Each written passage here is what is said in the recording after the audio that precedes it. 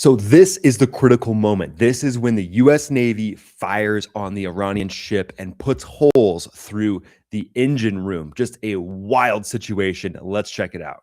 Motor vessel Touska, motor vessel Touska, vacate your engine room. Vacate your engine room. We're prepared to subject you to disabling fire. Disabling fire. Horn blows. Get out of the engine room. Wow. That gun going right through the engine room. Talk about precision. Woo! Ouch. It's Monday, April 20th, and we're deep in today, whatever this is, during the tense standoff between Iran and the USA. But yesterday, things got way hotter. In the last 24 hours, the US seized the Iranian-flagged cargo ship, the MV motor vessel Touska, right in the Arabian Sea near the Strait of Hormuz. That nearly 900-foot beast was steaming straight for the Bandar Abbas area in clear violation of the US blockade that Iran is calling piracy, obviously. The guided missile destroyer USS Spruance, an Arleigh Burke-class powerhouse, gave them repeated warnings over a full 6-hour standoff. When the crew ignored every call, the Spruance opened up with its 5-inch gun, and several rounds went right into the engine room, blowing a hole that left the ship dead in the water. Then Marines from the 31st Marine Expeditionary Unit fast roped off helicopters from the USS Tripoli and took full control in a textbook boarding operation. CENTCOM dropped the dramatic video fast, and Iran's already screaming bloody murder, saying, oh, this is piracy, this is illegal. Iran talking about breaking the law and not being legal. Well, the tables have definitely turned at this point. Stay with me, this is American sea power at work, and the coming hours could reshape this entire standoff. And President Trump talked about this on Truth Social. He said, today an Iranian-flagged cargo ship named Touska, nearly 900 feet long, weighing almost as much as an aircraft carrier, tried to get past our naval blockade, and it did not go well for them. The U.S. Navy guided missile destroyer, the U.S. Spruance, intercepted the Touska in the Gulf of Oman and gave them fair warning to stop. The Iranian crew refused to listen, so our Navy ship stopped them right in their tracks by blowing a hole in the engine room. Right now, U.S. Marines have custody of the vessel. The Touska is under U.S. Treasury sanctions because of their prior history of illegal activity. We have full custody of the ship and are seeing what's on board. President Donald J. Trump. And here we are on CENTCOM's X page. Let's have a little view of the Marines departing amphibious assault ship USS Tripoli by helicopter and transiting over the Arabian Sea to board and seize the Touska, the motor vessel Touska. The Marines repelled onto the Iranian-flagged vessel April 19th after the guided missile destroyer USS Spruance disabled Touska's propulsion, which we just saw, when the commercial ship failed to comply with repeated warnings from U.S. forces over a 6-hour period. You can't really be any more clear than what we just watched, but let's check out this assault force.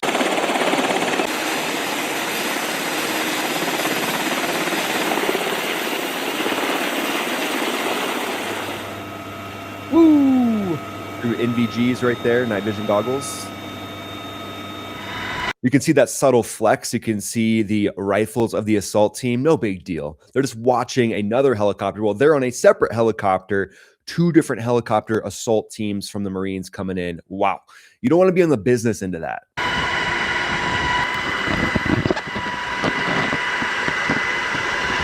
coming down. Good footage.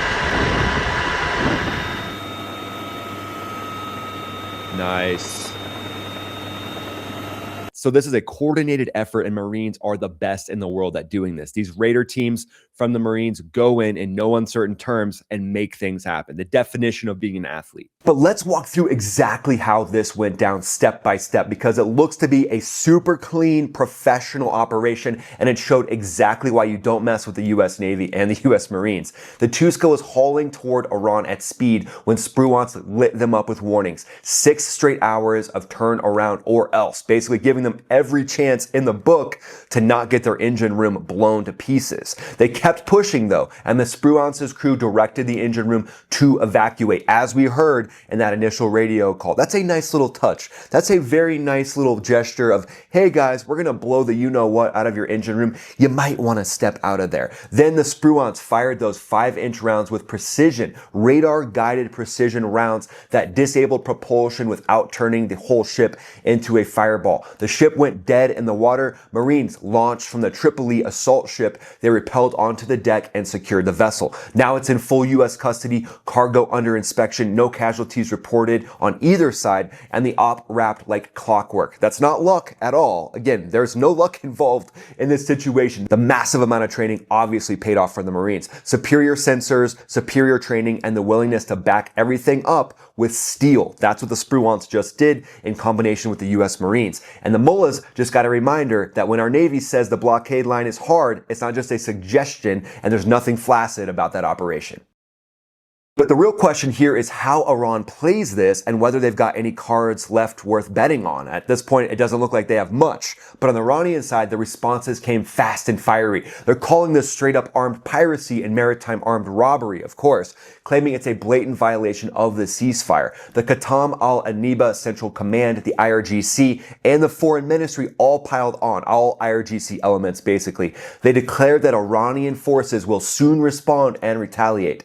They've ruled out the upcoming talks in Pakistan as well. That's all the information I'm seeing. They're basically saying they're not going to the ceasefire talks. They're not going to try to get a negotiated deal. So what does that mean? The writing might be kind of on the wall. They're accusing the U.S. of using diplomacy as nothing more as a smokescreen for more aggression. Officials tied to the Supreme Leader's circle are already talking. They're spouting new rhetoric. They said that there will be new and bitter defeats for the U.S. and Israel coming up here soon. And they're threatening to expand the fight, hitting Bab al-Mandab. That is that strait near Saudi Arabia, which you can use to avoid the Strait of Hormuz. And Iran knows that. And they're kind of like, why isn't the U.S. more concerned about the Strait of Hormuz? Well, the U.S. doesn't get really any oil at all from the Strait of Hormuz. And oh, by the way, Europe is shipping dozens, if not more, of their empty oil tankers over to the U.S. to get that beautiful, sweet crude from North Dakota, Texas, Alaska. So actually, this is good for business for the U.S., and I think that has the IRGC shocked. But the IRGC has said they'll go after Aramco facilities or they'll light up these choke points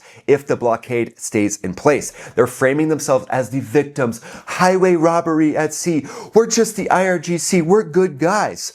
We don't wish anybody harm. We haven't propped up proxy armies around the world. We're the guy that you should be wanting to date your sister for sure. This is classic tough talk, but the reality on the water today shows the limits of what the IRGC can actually do. The IRGC is yelling loud about how they're gonna get ultimate payback on the United States, but at this point, I think their swagger is looking a little bit soft in the middle.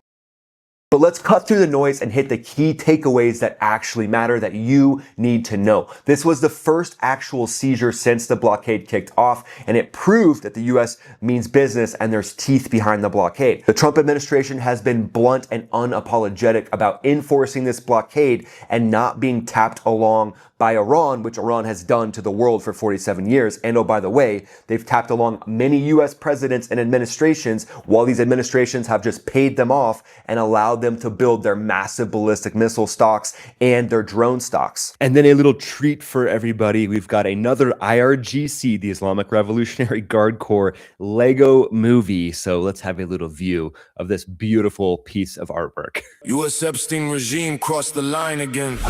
Again, they're trying to say this is all a distraction. Everybody that throws out the Epstein thing, again, it's all a big num num num num num distraction. It's so funny. Yeah. U.S. Yeah.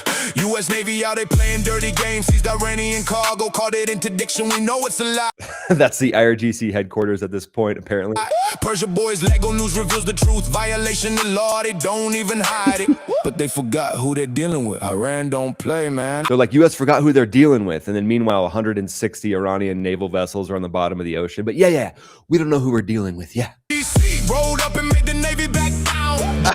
They made the Navy back down, huh? Is that what they think's happening? Kind of looks like the opposite's happening. Drones in the sky, warships under fire. You tried to seize the ship, now you're forced to retire. So they're saying they seized the ship. The U.S. Navy seized the ship and is now retiring. Yeah, yeah, definitely a retirement. Actually, shooting through an engine room of your vessel. Yeah, that's technically that would be a nice retirement party. Declared war, didn't take what you started. IRGC Navy came through with the pressure. U.S. forces ran, that's the real truth. Yeah. Two narratives, but the message is clear. Either way, I ran, hit back, didn't fold, didn't bend. IRGC pulled up and made the U.S. Navy end. Ceasefire expires in just a few days. You really think this tension? Yeah, the Navy is very scared of the Iranian threat at this point. Yeah, they're so scared that they're putting rounds through Iranian ships that can't be protected. But yeah, the Navy's very scared. Just fades away. Now you shooting at ships, that's a dangerous lane. But the U.S. still acting like they above the law. Iran don't fold, Iran don't. I love Iran calling people out for breaking the law. Iran's like, yeah, you guys broke the law. You're lawbreakers. In Iran and the IRGC, we never break the law. We're not like the mafia at all. We're stand-up guys. You poke the lie and now you feel the shake. You declared war, then take what you started. IRGC rode up and made the Navy back down. And then all of a sudden they got a hit on one of the destroyers randomly. Yeah. In the sky, warships under fire. You tried to seize the ship, now you're Oh, forced to wait, that one. So it looked like it was a U.S. vessel and then it had an Iranian flag on it. So I think their AI department needs a little work. retire. I ran strong, I ran rise, I ran never die. You declared war. Now watch the empire cry. Sacred defense. Sacred defense continues. It's just hilarious that they're like, this is sacred defense and Iran don't quit. The only thing sacred that the IRGC is doing is protecting the regime itself. That's all that is sacred to the IRGC. They could care less about anybody else except that inner circle. And that's why we've seen them slaughter 40,000 of their own people. But yeah, of course, IRGC, it's definitely a sacred defense. And then here's the map to get us all on the same page of where this interdiction likely took place. So the U.S. Navy blockade is happening somewhere in this area out here. So likely that vessel was intercepted in this region right here. And again, it's trying to get through the blockade. So it thinks it can make it through. It's like, think skinny. And they're like, you're a 900-foot long oil tanker. And it's like, I know, but we've been on a diet. We're going to make it through the blockade today. We're skinny today. And the U.S. Navy is like, we've seen you from 100 miles away. But let's talk about the hardware that makes moves like this possible in this blockade every single day. And that is U.S. sea power and air power. It rests on proven platforms like the Arleigh Burke class guided missile destroyer that ended up unleashing on that Iranian oil vessel. The Spruance has versatility, it's heavily armed, and it's built to dominate in fights just like this. But that's not all that's in this blockade. The U.S. also has submarines quietly lurking underneath the depths, ready to support any escalation that should come from Iran. And then up above, fighter jets were likely there providing crucial air support and top cover for the whole operation. FA-18 Super Hornets screaming in from carrier decks with their unmatched air-to-air and strike capability. F-15E Strike Eagles delivering precision firepower and deep strike options. And then even A-10 Warthogs right there bringing in famous close air support muscle with those 30mm guns and loiter time that can stay on station for hours if things get dicey. And they can be right there above the Spruance spraying that 30mm weapon on any of those fast attack craft coming in from Iran, giving real teeth to the skies and not just the sea. And then persistent ISR, intelligence, surveillance, and reconnaissance can be done over the entire operational area with everything from MQ-4 Global Hawks, those big drones, to smaller first-person view drones that are launching off of the fast attack craft of the Marine Expeditionary Unit right now. The Marine Expeditionary Unit is right there doing what they do best, enforcing this blockade. So the combo, surface ships, submarines, fighter jets overhead, Marines on the deck, and unmanned eyes in the sky is why operations like this go textbook instead of turning into a mess. But all of this ties into the greater 4D chess strategic analysis section, and you know I love to say 4D chess. The whole goal here, enforce the blockade hard enough to force real compliance at the table without jumping straight to all-out war, even though in the next few days all bets are off at this point. It sends the clearest signal to Iran yet that violations have immediate, tangible costs, and they're not going to be able to get any revenue from these oil tankers. So picture this. If things heat up even more, Arleigh Burke-class destroyers like the Spruance